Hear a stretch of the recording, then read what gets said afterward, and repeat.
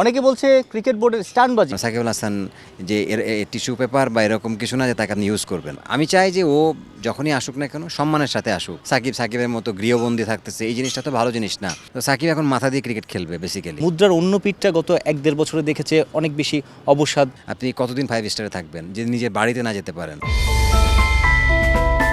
বিশ্বকাপ থেকে বাংলাদেশে ছিটকে যাওয়ার দিনে হঠাৎ করে আলোচনায় সাকিব আল হাসান, অর্থাৎ সাকিব আল হাসানকে বিসিবি আবার খেলতে নিতে চায়। অনেকে বলছে ক্রিকেট বোর্ডের স্টান্টবাজি, অর্থাৎ শাক দিয়ে মাছ ঢাকার যে বিষয়টা, সাকিবকে দিয়ে তাদের বিতর্ক সমালোচনা ঢাকার চেষ্টা। অনেকে বলছে দুয়ারটা হয়তো খুলেই যাচ্ছে সাকিব আল হাসানের। কি মনে করেন ইমরুল কায়েস? যদি চিন্তা ভাবনাটা যদি সঠিক হয় এবং প্রপার চিন্তা ভাবনা হয়, এটা অ্যাপ্রিসিয়েট করার মতো। এখন যদি মনে করে যে না সামহাও এই টাইমটাকে একটা মেকআপ দেওয়ার জন্য আমরা সাকিব আল হাসানকে ইস্যু বানাচ্ছি, এটাও আমি তাকে সাপোর্ট দিব না, কারণ ডিসরেসপেক্ট। এটা ডেফিনেটলি ডিসরেসপেক্ট। কারণ সাকিব আল হাসান যে টিস্যু পেপার বা এরকম কিছু না যে তাকে আপনি ইউজ করবেন। দুবাই পর্যন্ত এসেছিলেন, দেশে ফিরতে পারেনি। তার স্বপ্ন ছিল একটা, যে দেশের মাটিতে শেষ টেস্ট খেলে রিটায়ারমেন্টটা নেবেন, কিন্তু সেই স্বপ্নটা তার ঝুলে আছে। আমি বলবো না যে শেষ হয়ে গেছে বা পূরণ হয়নি। সেই স্বপ্নটা পূরণ হওয়ার যে পরিস্থিতি দরকার, সেটা কি গত 1-1.5 বছরে কোনো পরিবর্তন আপনি দেখেছেন? হুট করে কেন বিসিবি এরকম কথা বলবে?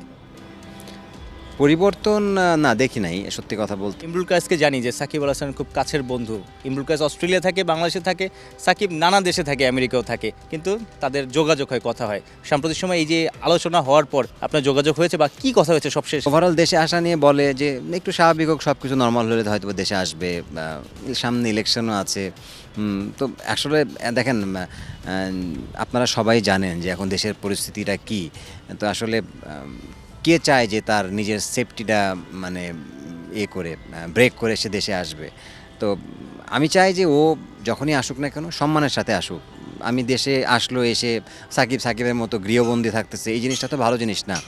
সো সাকিব আসবে, সাকিবের মতো থাকবে, মাথা উঁচু করে ক্রিকেট খেলবে, বা নাই খেললেও মানুষের সাথে যেন চলতে পারে, এটা যেন করে। ইমরুল কায়েস ঘরোয়া ক্রিকেটে একটা দারুণ রিটায়ারমেন্ট নিতে পেরেছেন। মিরপুর শেরে বাংলায় গার্ড অফ অনারও সবাই ব্যাট দিয়েছিল।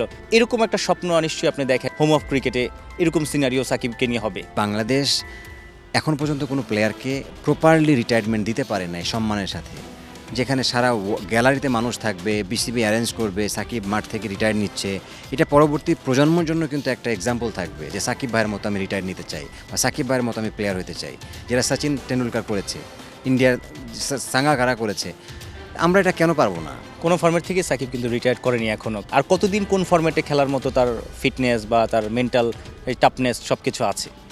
স্টিল তো ও তো আপনি দেখেন যে সমস্ত ফ্র্যাঞ্চাইজিগুলো খেলতেছে। আমার মনে হয় যে ওর ফিটনেসের থেকে এখন ওর যে গেম অ্যাওয়ারনেস এখন যেটা আছে, বা গেম সেন্স, এটা অনেকের থেকে অনেক বেটার।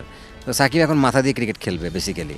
আমরা যদি মনে হয় যে সাকিব আরও 2 বছর খেলবে, ওটা তার সাথে কথা বলতে হবে। এখন যদি সাকিব মনে করে যে একটা সিরিজ খেলে সে রিটায়ারমেন্টে যাবে, এটাও কথা বলতে হবে তার সাথে। সাকিব তো দেশের হয়ে অনেক অর্জন করেছে, নিজের অনেক সাকসেস আছে, কিন্তু মুদ্রার অন্য পিঠটা গত 1-1.5 বছরে দেখেছে অনেক বেশি অবসাদ, কষ্ট পাওয়া। একটা মানুষের সব থেকে বড় জিনিস হচ্ছে যে আপনি আপনার নিজের ঘরে যখন আপনি না যেতে পারবেন, এর থেকে আপনি যত 5 স্টারে থাকেন না কেন, থাকেন না কেন, আপনি কতদিন 5 স্টারে থাকবেন যে নিজের বাড়িতে না যেতে পারেন? এটা অবশ্যই তার ভিতরে একটা কষ্ট কাজ করে। যে দেশের হয়ে খেলে, যে দেশের হয়ে খেলেছে, যে দেশের মানুষ তাকে আজকে ভালোবাসা দিয়ে এত বড় জায়গায় তুলেছে। তো ওই দেশের মানুষের ইমোশন যদি না দেখে, বা মানে মানুষের দেশ কেমন আছে, দেশের মানুষ কেমন আছে, বা স্টিল তার বাবা মাও এখানে আছে, তো এদের সাথে ধরেন ওই জিনিসটা তো ভাগাভাগি করতে পারতেছে না। তার মানে এই দিক থেকে মানে অবশ্যই একটা খারাপ লাগার বিষয়। সাইফুল রূপক, ৭১।